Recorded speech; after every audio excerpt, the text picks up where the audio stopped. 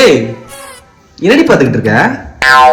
அது ஒண்ணும் இல்லைங்க, இந்த விகடன்ல எல்லாம் அவார்டு கொடுக்குறாங்கல்ல, அந்த மாதிரி உங்க அம்மாக்கு ஏதாச்சும் ஒரு அவார்டு கொடுத்தா நல்லா இருக்குமேன்னு பாத்துக்கிட்டு இருக்கேன். அப்படியா? என்ன அவார்டு? பெஸ்ட் பார்ஷியாலிட்டி மாமியார் ஆஃப் த இயர். எப்படி இருக்கு? ஏண்டி? ஆமாங்க, எப்போதும் உங்க அம்மாக்கு அவங்க பெரிய மருமகனா தானே வசதி, நான்லாம் இலக்காரம் தானே. ஏய், அவங்க எங்க எப்படி நினைக்க போறாங்க?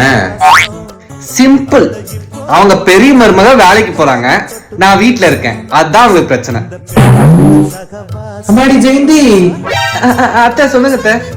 நம்ம கீர்த்தி இருக்கால, அவ துணி வேற நிறைய இருக்கு, பாவம் அவர் வேலைக்கு போறாள், அதான் உன் துணி நீ மெஷின்ல போடும்போது இந்த துணி சேர்த்து போட்டுரு.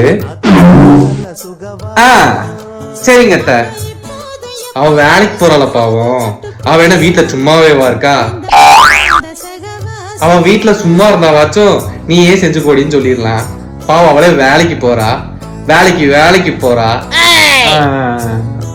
சரிங்களா, நீ மிஷின்ல போடும்போது இந்த துணி சேர்த்து போட்டுரு. சரி. பாத்தீங்களா உங்க அம்மாவ, நான் வேலைக்கு போறதுலன்னு குத்தி காட்டுறாங்களாமா.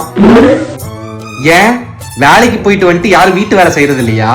அப்படியே உலகத்தில் இல்லாத மருமகளை புடிச்சிட்டு வந்துட்டாங்க சாமி.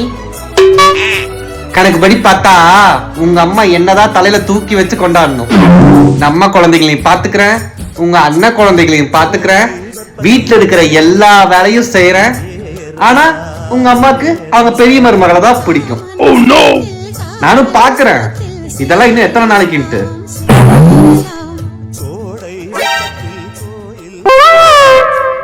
ஐயோ அம்மா, என்னமாச்சு? கீழே விழுந்துட்டம்பா. கீழே விழுந்தியா? எப்படி? அது ஒண்ணும் இல்லைங்க, பாவம் அவங்க பெரிய மருமகளை விழுந்து விழுந்து கவனிக்கிறாங்கல்ல, அப்படி விழுந்ததுல அடிபட்டுருச்சு.